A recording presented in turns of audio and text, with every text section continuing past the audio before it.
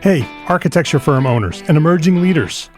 Get ready for unparalleled insight into the development of a world-class architecture firm and a worldwide organization driving the digital transformation of the design and construction industry. With Build Smart, the podcast that's changing how our profession operates. We share the incredible stories behind innovation in the building industry with my friend and co-host, Patrick McLeamy, FAIA, former CEO of the international architecture firm, HOK. You know, Yamasaki's office or firm lasted during his lifetime. And when he passed away, I think that was the end of the Yamasaki office. Helmut did not want that. He wanted a firm that would live out and grow beyond the founders. In Season 1, discover the untold stories behind HOK's meteoric rise, from 150 employees in St. Louis to a powerhouse with over 1,900 staff members and 27 offices worldwide. You know, they weren't as polite as the Kojima people. That was just boom. And anytime you have a creditor, whether it's Kojima or the bank, that wants their money, unless you can raise money someplace else, you are out of business. Bankrupt. And hold on tight for Season 2, where Patrick takes us on a new adventure as chairman of Building Smart International, shaping the future of digital transformation in the design, construction, and operation of built assets. Ian Howell, Ken Harold, and I, Ken was my technical representative from HOK. The three of us took a tour of Europe of 5 cities in 5 days. Very busy time. Simply follow the link in the show notes to subscribe to Build Smart now and uncover lessons that will transform you and your architecture firm.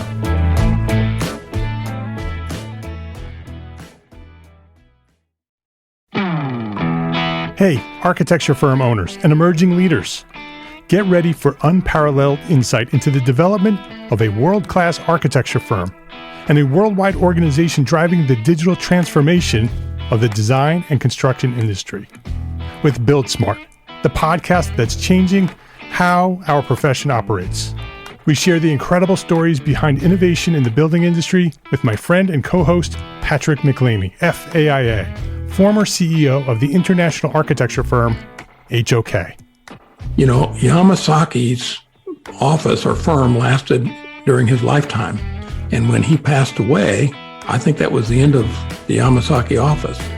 Helmut did not want that. He wanted a firm that would live out and grow beyond the founders. In Season 1, discover the untold stories behind HOK's meteoric rise, from 150 employees in St. Louis to a powerhouse with over 1,900 staff members and 27 offices worldwide. You know, they weren't as polite as the Kojima people. That was just boom. And anytime you have a creditor, whether it's Kojima or the bank, that wants their money, unless you can raise money someplace else, you are out of business. Bankrupt. And hold on tight for Season 2, where Patrick takes us on a new adventure as chairman of Building Smart International, shaping the future of digital transformation in the design, construction, and operation of built assets. Ian Howell, Ken Harold, and I, Ken was my technical representative from HOK. The three of us took a tour of Europe of 5 cities in 5 days. Very busy time. Simply follow the link in the show notes to subscribe to Build Smart now and uncover lessons that will transform you and your architecture firm.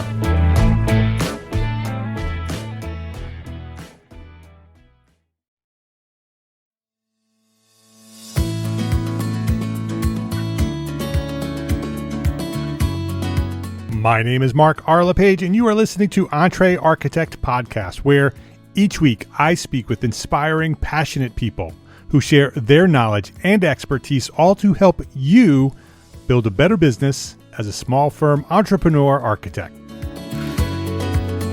Jane Walton, welcome back to EntreArchitect Podcast.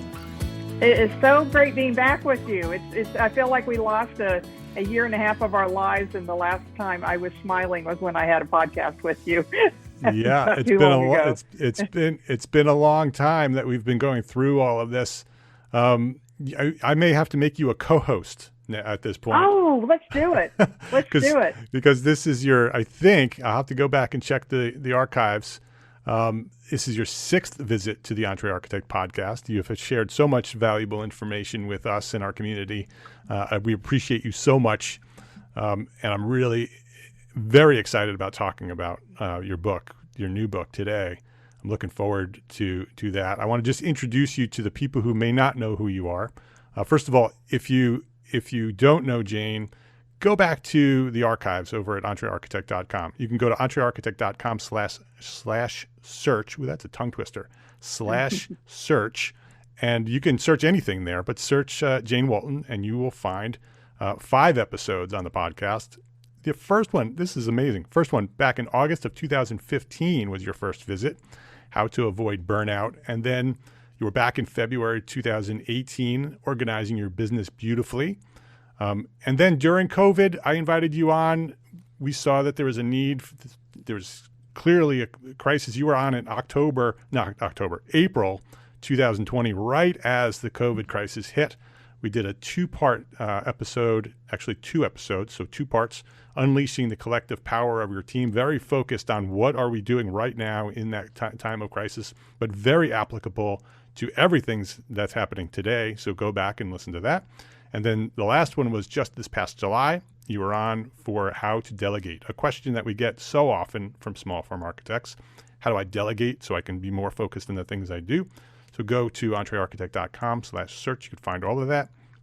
Jane helps leaders and teams see their businesses from a new perspective. She empowers groups to stop wasting precious time on activities and that don't add considerable value and focus on what truly matters. And that's what Jane's all about.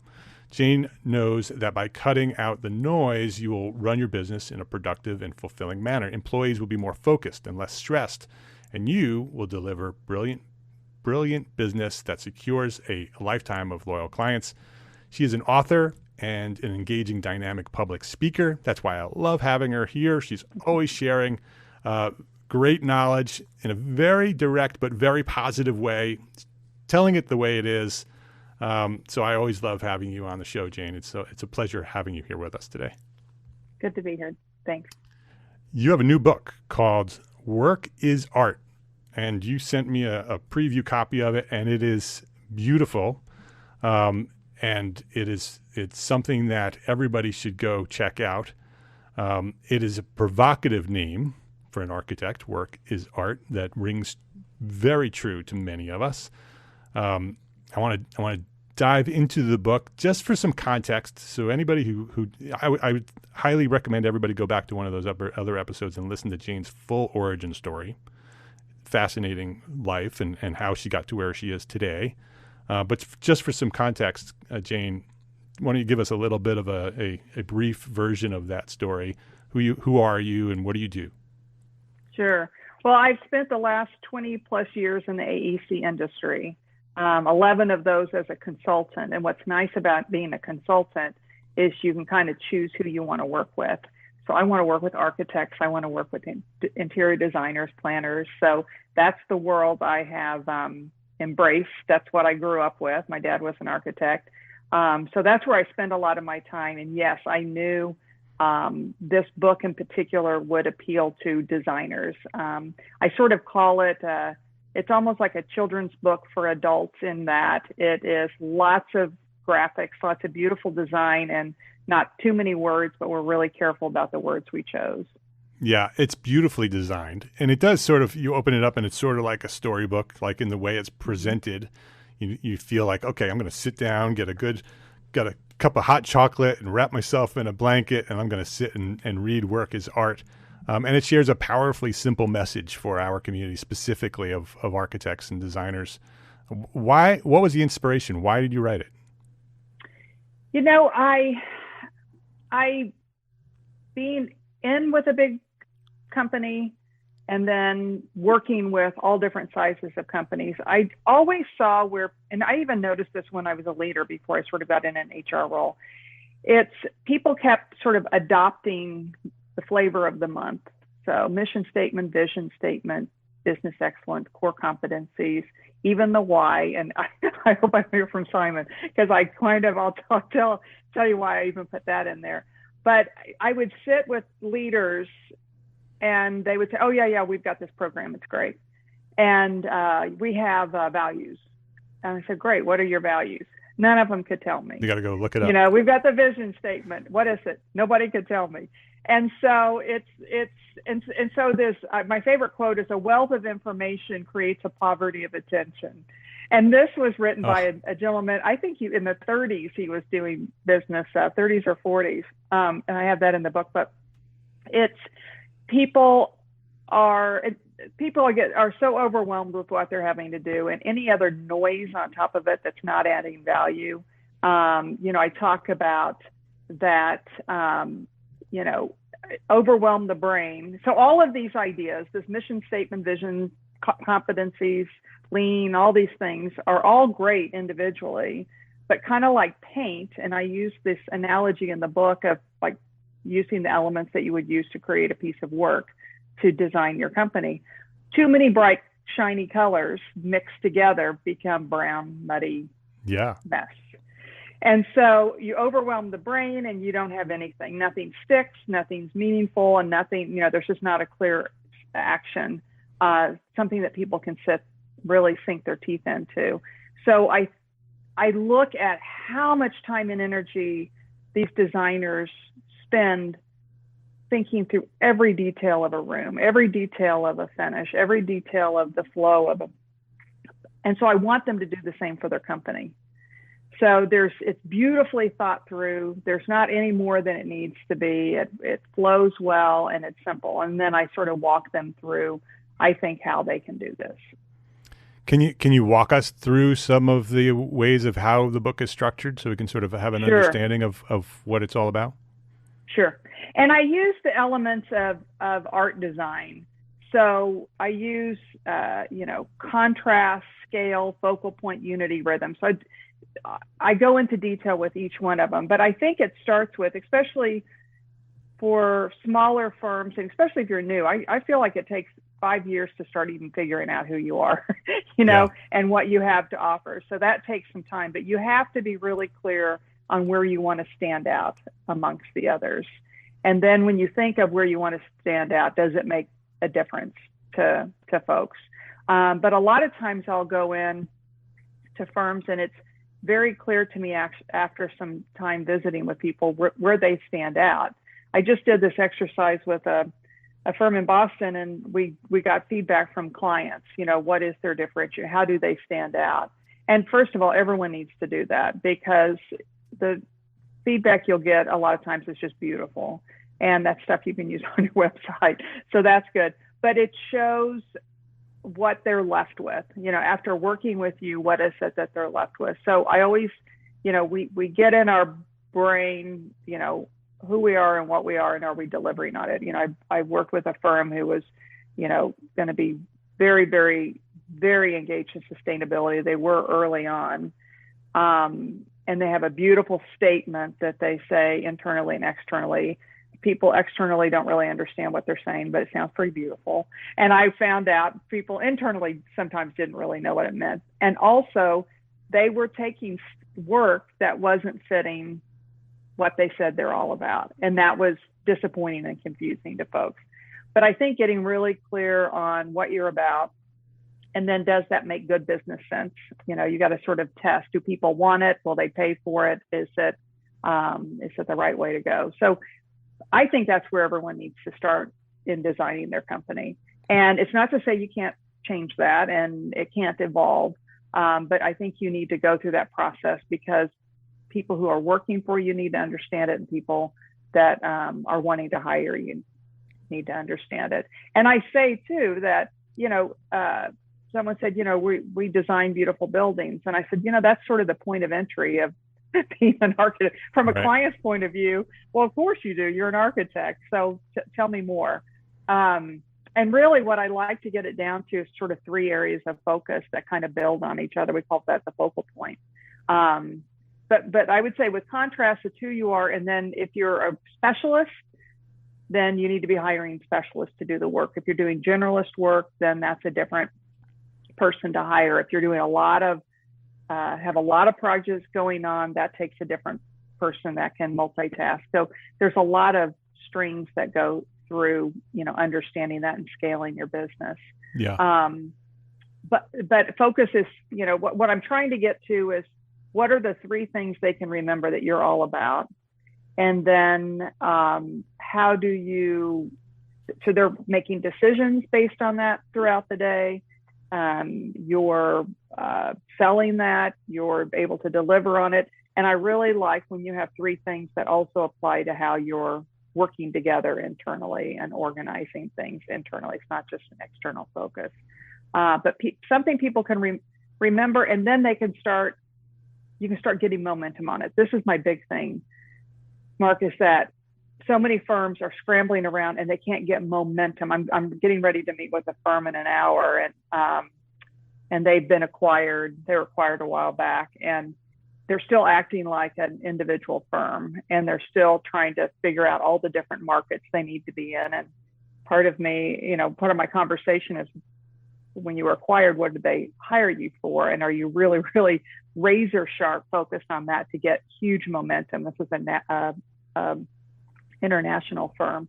But sometimes it's just, people need to step back and look at the situation and see where they're focused. Because if you're focused on too many things, that's going to fry people out, and you're not going to get much momentum in it. You're not going to be able to, it's the firms that are really focused on a market, as an example, or client, and they're doing R&D on it. They're really focused on it, and they're leapfrogging over firms that aren't doing that, but maybe have been in that market a long time. So momentum is everything. And that's really what this book is about, is creating momentum. Yeah, I love how you break it down into these 5 elements that we can all relate to as architects and designers: contrast, scale, focal point, unity, and rhythm.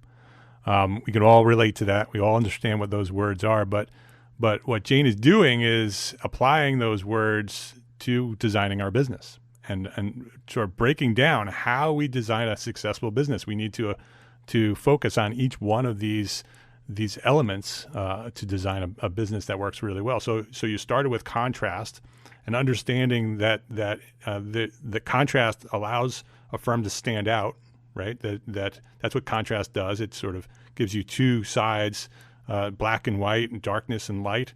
It calls out a specific piece in the art. If you're talking about art, it's calling out something specific in the artwork. We need to do that as a company to stand out and be able to call attention to ourselves. We need to be different, right? There needs to be something that can be very specific to us that differentiates us from other architecture firms, right? And then you go through scale and talking about the size of the firm and how much space you actually have on your website, on your home screen. Some breaking these down. How much space do you take up in the marketplace, right? In terms of scale. Very interesting in terms of, once you understand who you are as a firm and what you differentiate, then you sort of start. Well, I'm not going to put words in your mouth. How does scale break down in your architecture firm? Absolutely. I talk a little bit about, if you're a generalist, so a firm I met with last week is a generalist, and they want to be a generalist. They like doing a variety of things, and now they're competing against experts, but they seem to be winning because how they're focused, what their reputation has become. But they need people who can do kind of generalist work. Typically, if you're a generalist, you're competing against a lot of generalists. So really, if you can plant deep roots locally, that's a good place to start. And then you can be a specialist. So if there's a certain type of work that you do, I worked with a group that does rec centers as an example. And so they're used to working with the government, local government, Parks and Rec, and maneuver through all of that. And so they become a specialist. So regionally, they're definitely, people are hearing about them because they specialize, they know what they're doing. And even, nationally, depending on the work that you have. So the more you specialize, the more you're going to have a national reach. Or you can be a generalist specialized in a certain industry. So there's, I know I've got clients that work with the GSA, a lot. So they know how to maneuver through, which I don't know that I would recommend people getting into that business, working with the government, all the paperwork, but they know how to do it. So they do all sorts of stuff for that client. So they specialize in being able to maneuver through that. So again, expert, generalist, and then a kind of a generalist. I'm a generalist, but my expertise is A&E industry. I know your world. I know what's going on. I've seen a few different even recessions through you guys. I mean, I've been there and I've been around. So that makes me a specialist in that world, but I'm doing generalist work. Yeah. Yeah. And in the book, you talk about focal point, and you started talking about having very specific key areas in your business that you want the market to recognize you for, and your employees to understand that's who we are and what we do, right? Can you talk a little bit more about focal point? Yeah. So focal points where it's probably the hardest part for me to write in the book because it was so critical. And yet I try to, keep this as not going down a rabbit hole. But the focal point is where you want to be focused internally to deliver on, that contrast. So you look at areas of concentration. And again, I use 3 as an example. It's sort of a magical word. Magical number. We know that in design, and people can remember 3.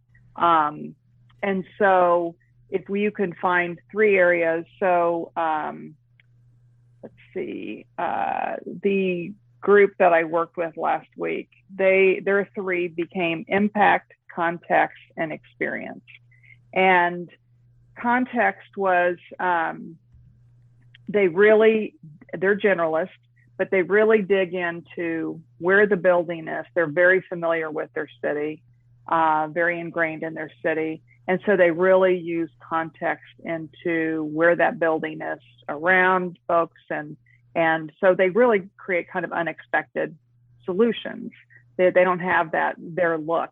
But their look is really, when we heard from clients, their look was elegant. We kept hearing elegant over and over again. So context is one of the first place they go to when they're looking at a building design. And then impact really gets back to that elegance part of it. I mean, in fact, a client had a quote that, you're someplace when you walk into their building. It was just as beautiful. I said, put it on your website. It's a great quote. And then experience is really when they got feedback from clients. Clients feel, in fact, one of the other quotes was, you don't need an owner's rep with this firm, because the experience is very personal. They listen, they collaborate, and they really do. I mean, at a level, I'm a consultant working with them, and I've never felt more loved in my life, which is sort of not usually you're a consultant and everyone's afraid of you when you come in.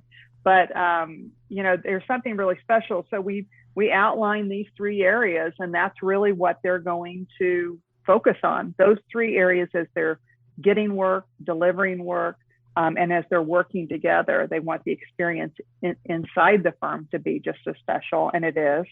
Context is where they're going to go. That's going to be part of everything that they design.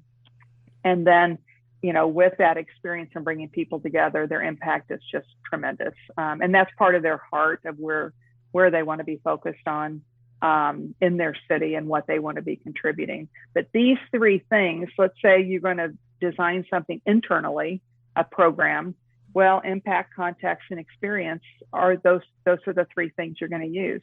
When you're coming up with a solution, when you're going to innovate, when you're looking at where are we going to invest in the company? Impact, context, experience, training on people on experience and getting what is that experience that we want everyone outside of the firm to have with anyone inside the firm.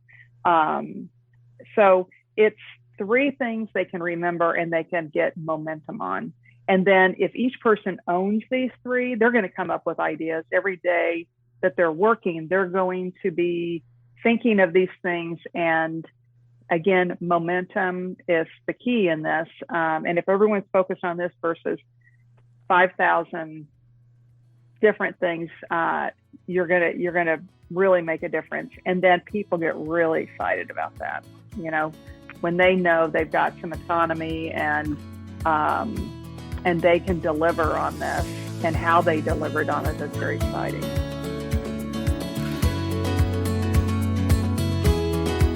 Let's take a quick break to say thank you to our sponsors for their support of this episode. This episode is brought to you by FreshBooks. There's a lot to love about being an entrepreneur architect, right?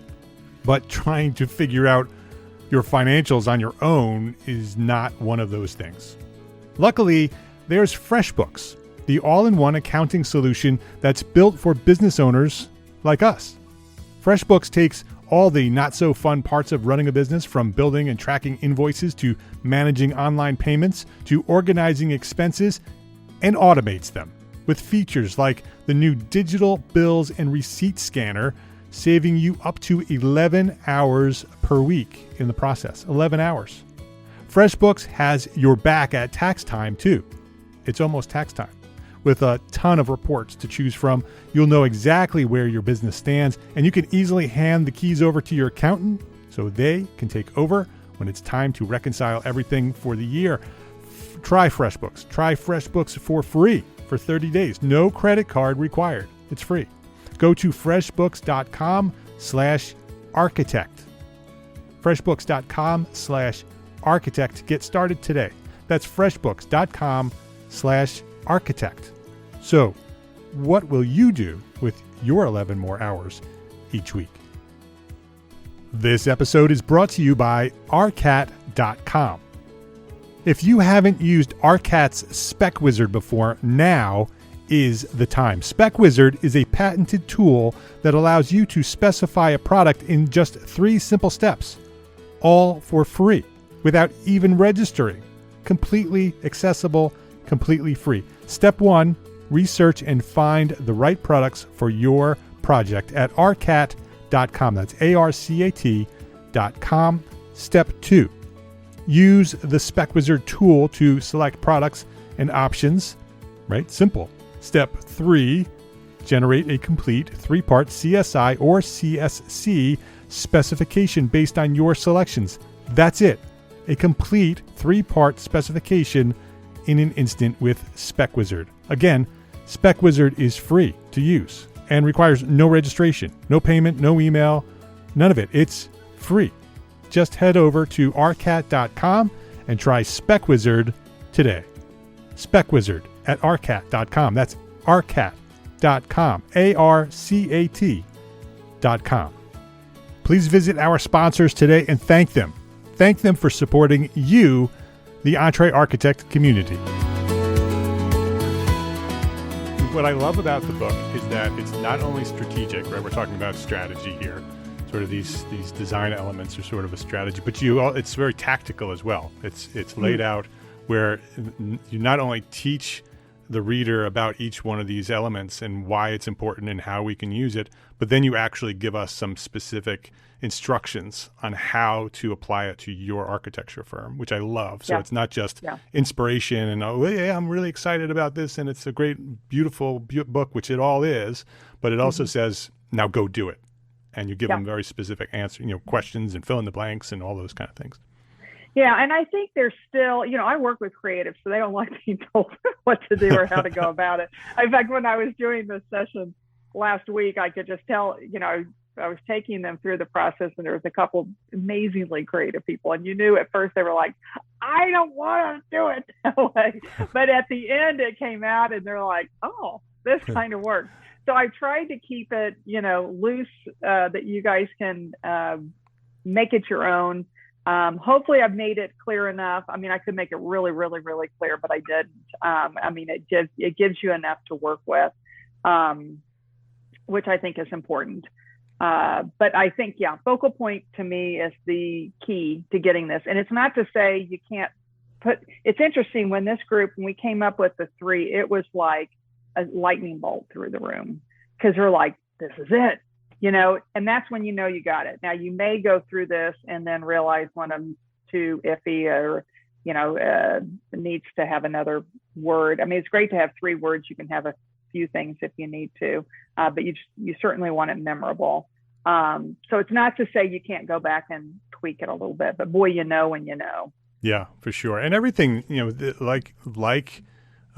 business plans, the old way of doing things this way too. You're not locking this into stone, right? It's not being chiseled Right. into a tablet. You're putting this together saying, here's what I feel about at this moment, right? And this gives us some direction on to move forward in a positive way. And then things will change, right? Life will change. We'll have pandemics, right? The world continuously changes and evolves, and so should your business. Because you evolve as a Absolutely. person. I am a very different person today at 51 than I was when I was 29, when I first launched my architecture firm. Very, very different person, very different priorities, very different goals in life. And so it is intentional that you should plan, move forward, and then adjust. So we talked about contrast and scale and focal point. The other two that are in the book are unity and rhythm. Right. How do we apply the design element of unity to our architecture firms? Yeah, so we've got the areas that we want folks to focus on, but it's really important for them to understand the whole business cycle. And how they're impacting that, from getting work to, a lot of times when I go in a firm, I do kind of call it it's current state, but it's how are you doing? And we grade it A, B, C, D, F, finding work, winning work, delivering work, the work withstands the test of time. I think I call them factors of success, but people need to know what it takes what they're up against going for a project. So then you can get good feedback on, well, have we tried this, or what about this? Then they need to know, okay, we won, and here's what's important to the client. This is a little different. If you're working with a PM, they may want things a little bit differently. But the whole winning work, delivering work, making sure it's sound from a technical and quality standpoint, and that it withstands the test of time. And so people need to understand that. So it really is making sure people are understanding how what they're doing at any moment in time is impacting the overall picture. Yeah, I often talk about managing expectations of our clients. This is sort of managing the expectations of our teams, right? There is a normal business cycle that happens in our industry. We have ups and downs. Every year it's the same way. Sometimes it's a little more, sometimes it's a little less, but essentially the pattern is the same. And so our teams need to understand that as well, right? And by communicating that on a regular basis, so they all understand how these business cycles are coming. You can manage their expectations. Yep, we're going to get into a tight point right around here. Oh, and it's going to boom right after that, and it's all going to be okay. Yep. We know what we're going to do. We're all in this together. That's unity, right? And it allows us to come together through those tough times and thrive during those strong times. Absolutely. And even in the projects, it's here's where we got time to figure it out. Yeah. Here's where we got to stop making changes and move on. And here's, and when people understand that they know when to say, I need help, this is going south. This is taking me a long time. So if they know how they fit in, they know where to ask for help. And they're not afraid to do that. The other thing I'm hearing right now, clients are freaking out, and they are stressing out our project managers like never before. And then the project manager is stressed out, and then that kind of gets the team. But if the team understands, here's what we're up against, here's what we're working on, then they know how to sort of jump in and help out. And it's not like, Joe's a grump these days and what's going on with him. But, and again, you can come up really great solutions when you share that. So people really need to understand the business side of what they're doing. Yeah, the building a culture of communication is key. It's really important that it's not just a system that we've put in place, or it's just, at this moment we have this important thing, so we're going to tell you about it. But the entire culture of your firm is communication. We share what's going to happen. This is what's going to expect to happen. Oh, there's a crisis. Here's the crisis. Here's the plan to fix that crisis. And then you'll get that back to you, right? Your project manager will openly communicate with you. The team will say, oh, I have this question. I don't understand this, rather than, oh, I don't understand this. I can't let them know that I don't understand this. Right. But the culture of communication will allow your whole team to communicate and build that unity. Yeah. When you do that, when I talk to leaders today, I say, your role right now is to take out any unnecessary stressors everyone's stressed out enough. So if people are needing an answer to something, you're getting that. I worked with an engineering firm a couple weeks ago, and this leader's very stressed out. And part of the stress is the firm hasn't decided what our work from home policy is. It's like, figure that out. It's stressing people out. What do you take anything off that's not adding, that's adding unnecessary stress? And if you get in this cadence of unity where you're really talking through that, those things just go away. You figure them out and you move on. It's not building up stress. It goes away. And if you're not used to doing this, another conversation I had with a firm, that they haven't been contacting people one-on-one through all of this. I mean, when people are stressed and uncertain, they sort of hunker down and get really quiet and pull in. And so they said, we need to do one-on-ones. And I said, we got to be careful how you're doing the why one-on-ones now. Part of it, they're losing people. So people might go, oh, great, now they're contacting me. Right. But I said, it's going to take 5 one-on-ones minimum to start building trust. That first one will not build trust. It's like, why are you doing this? So just know this unity, it takes time. So the more you're doing it, the more that builds. And if you haven't done it, then you need to kind of be committed. In the past, get committed on how you're going to do this and communicate it and do it. But it's key. People want to be a part of something, And that leads us right into the final design element of your firm is rhythm, right? That's very related to what we were just talking about. Actually, we were just talking about a lot of that. Yeah. How does rhythm tie into it? Rhythm is all about evolving your company.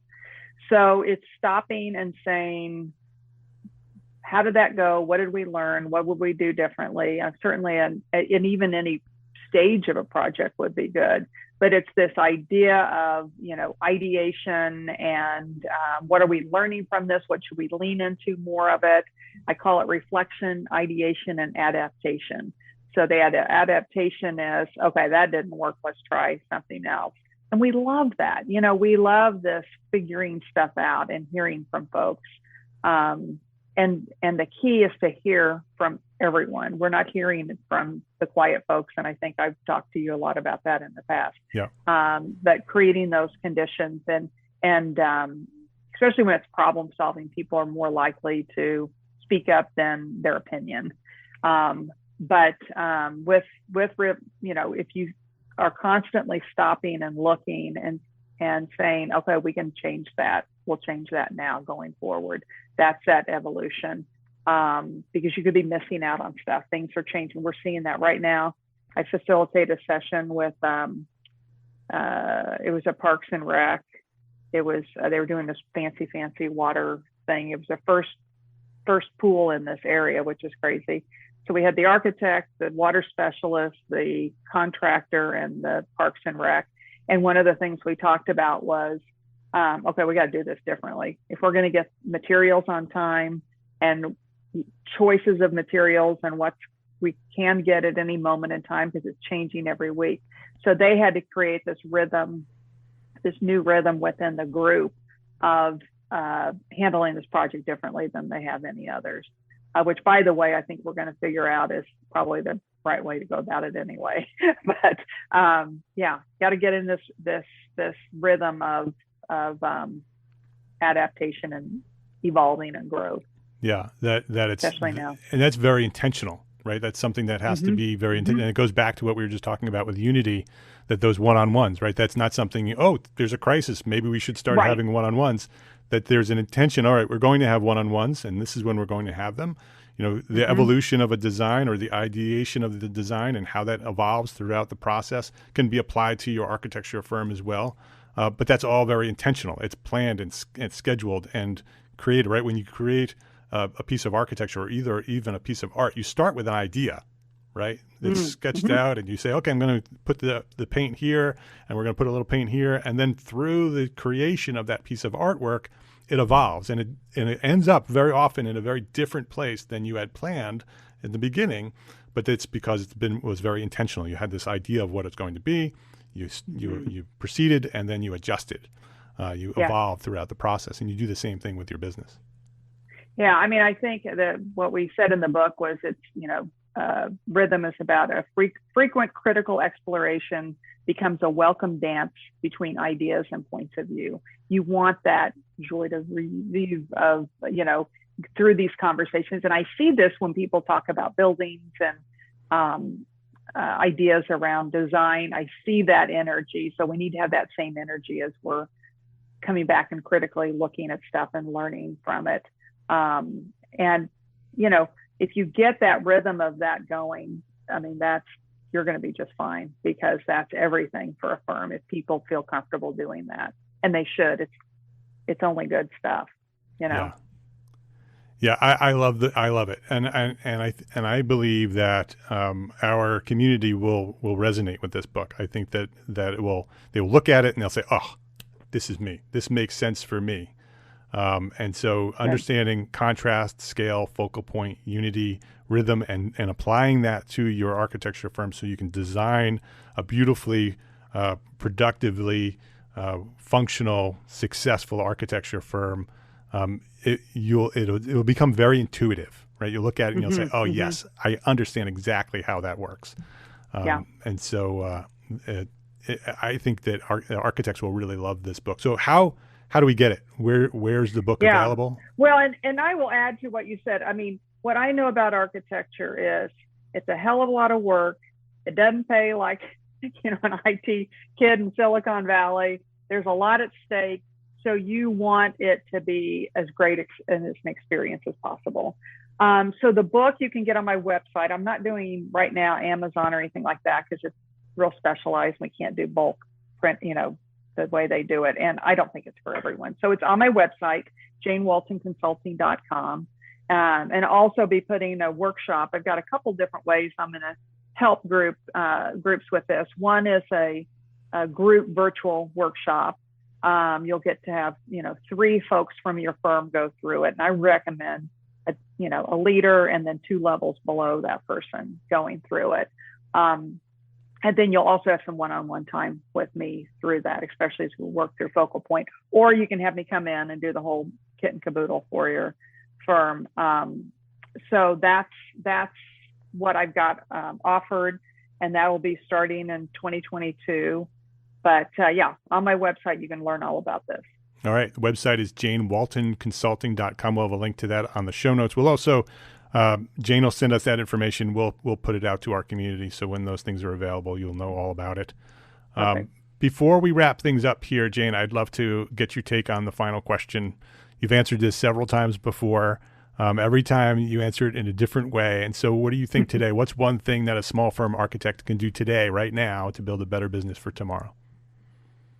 I think it's just getting really organized and thoughtful so you can get the momentum that you're looking for, and you're not just in this quagmire of wound up in a yarn, a bunch of yarn or a big ball of string. So thoughtful and organized.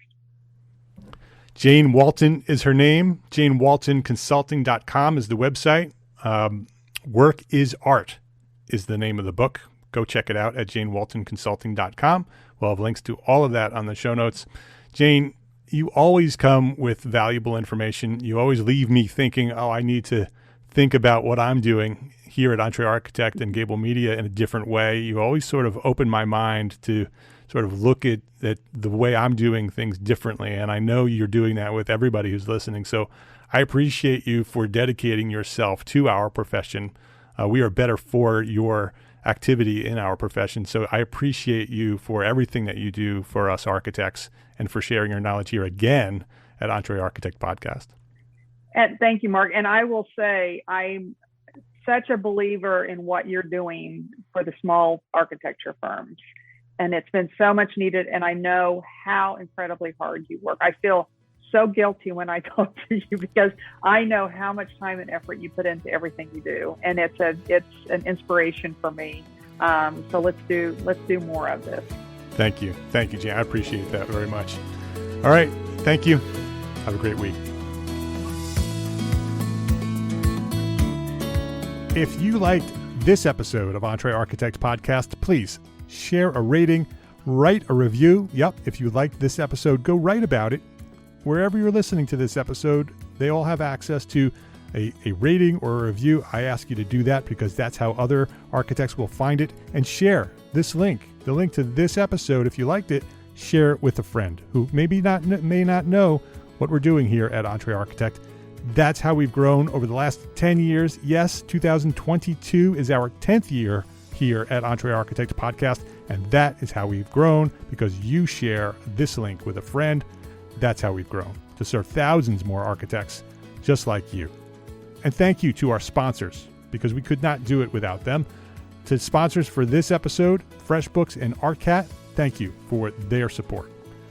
Links to our sponsors and all the resources we discussed today on this episode are available at the show notes for this episode found at entrearchitect.com/podcast. EntreArchitect is a member of Gable Media Podcast Network. Gable Media is curated thought leadership for an audience dedicated to building a better world. Listen and subscribe to all the shows at gablemedia.com. That's GABL media.com. Go check out gablemedia.com. Right now we have 10 podcasts on gablemedia.com, all architecture, engineering, construction. You will love it. It's built for you. Go check it out at gablemedia.com. And coming to Austin this fall, Austin, Texas, this fall of 2022, the EntreArchitect Community Annual Meeting. Yes, the first ever live and in-person conference for you, small firm architects. Come hang out with us in Austin this autumn. Visit entrearchitect.com/annual meeting right now to learn more and subscribe for updates. That's entrearchitect.com/annual meeting, our conference for small firms. I hope to see you in Austin. Thank you for listening today. Love, learn, and share what you know.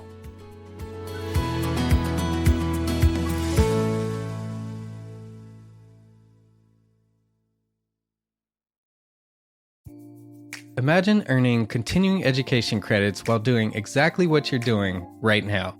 Well, you can. Gable Media has revolutionized the way you earn your continuing education credits with a groundbreaking approach.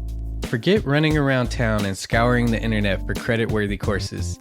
Fulfill your CE requirements effortlessly by listening to engaging podcasts just like the one you're listening to now. Our podcasts are designed to educate, entertain, and inspire, all in a user-friendly environment. But wait, there's more. Architects, Gable Media is also approved as an AIA continuing education services provider. Upon completion, we handle everything, from reporting your hours directly to the AIA to storing your certificates in your personal Gable Media profile for your self-reporting needs. So follow the link in the show notes and start earning your credits in the most innovative and entertaining way possible with Gable Media. Attention architects and creative minds, get ready to supercharge your brand with Build Your Brand, the podcast that's unlocking the secrets of branding success for creatives. Hey there, it's Mark Arlepage, founder of EntreArchitect, and I'm inviting you to join my friend, architect marketing expert Jeff Eccles at Build Your Brand Podcast, where he explores the captivating stories of the world's top brands and transforms their lessons into powerful moves for small firm architects and creatives like you. In Season 1, Jeff shares the thrilling tale of Southwest Airlines, where he dissects their journey to the summit and distills it into strategies tailor-made for you. It's important to keep in mind that companies like Southwest compete in the real world, just like you, and face real-world challenges, just like you. You might be surprised at how similar those challenges are to the struggles that you grapple with on a day-to-day basis. Don't miss out on your blueprint for success. Subscribe, tune in, and let's build your brand together.